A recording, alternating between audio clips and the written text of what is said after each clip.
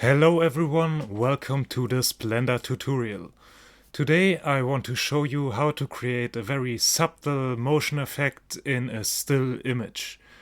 You can see right here, it's really just a very subtle effect and it's very easy to overdo it and then it starts to look shitty. But it's really easy to do. Okay, let's get started. Inside of Blender, first of all, we are only going to work in the node editor. We change to the compositing nodes. I want to use nodes and I want a backdrop.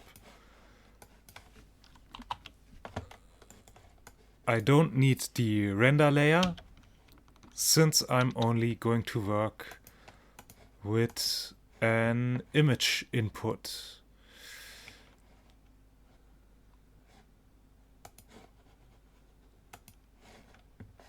Let me see. Where have I put my source images? Right here. And I'm using an image I found on Flickr. It's an image by photographer Chris Krug, and he has shared this photo under the Creative Commons Attribution Share Alike license. And that's why I'm putting this video up as under the same license to comply with that. So you can download and remix this video as long as you share it under the same license. Okay, back to Blender. To make sure the image is always in the size that fits our rendering, we add a distort scale node and we set to render size. But now if we would connect this, it would distort the image. By the way, I'm pressing V to zoom to decrease the size of the image in the background. Okay, so to prevent this stretching, I change the mode to crop. Yes, crop.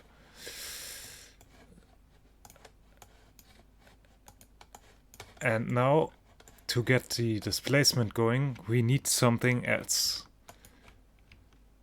First off, Shift D to duplicate all of that. We need a image that will serve as the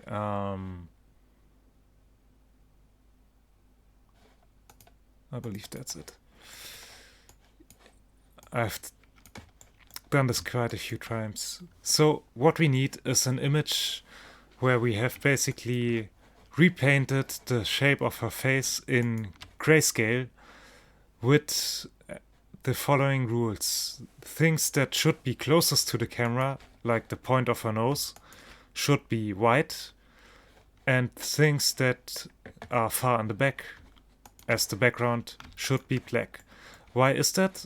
Well, because we are going to use the displacement node, and displacement will change the pixel position of what is seen in the frame, and it will change the position much more, or it will apply 100% position change to what we set here for everything that has a white value, and it won't change the position at all for anything that has black.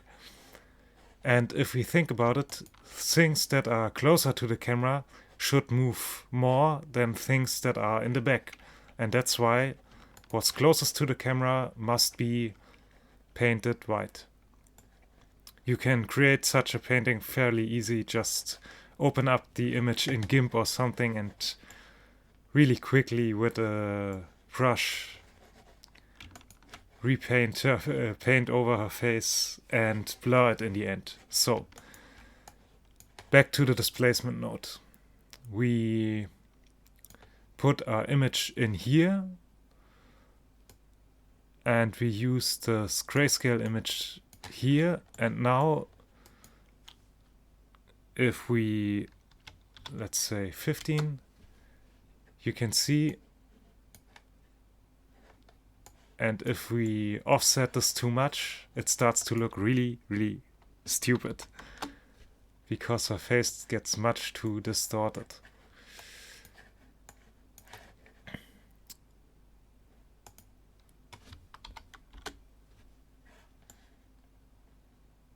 Her nose bad. So you kind of have to find some values where the distortion is not too much. And a little trick here.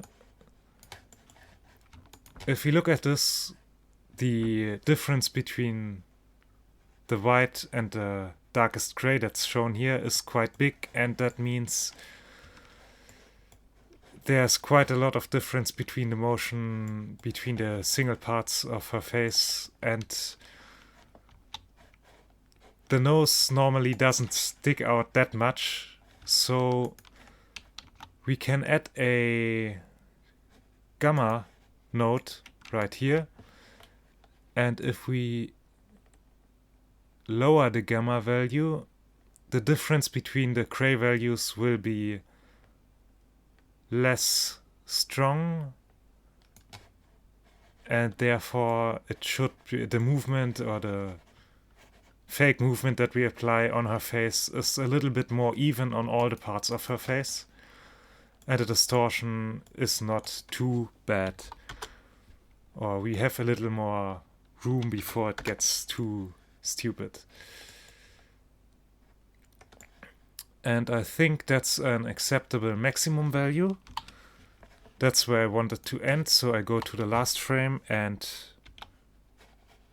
I insert a keyframe. I hover over this field and press I to insert a keyframe. I could also right-click and add a keyframe. And when I go back to the first frame, about minus the same values should also be still acceptable. Maybe we can go even further.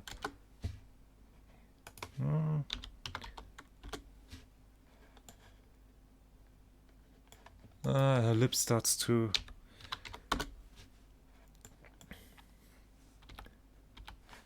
So, as you can see, we now have set keyframes at the beginning and the end. And if we would scroll through this, at different points in the animation, it will look like her face is moving slightly.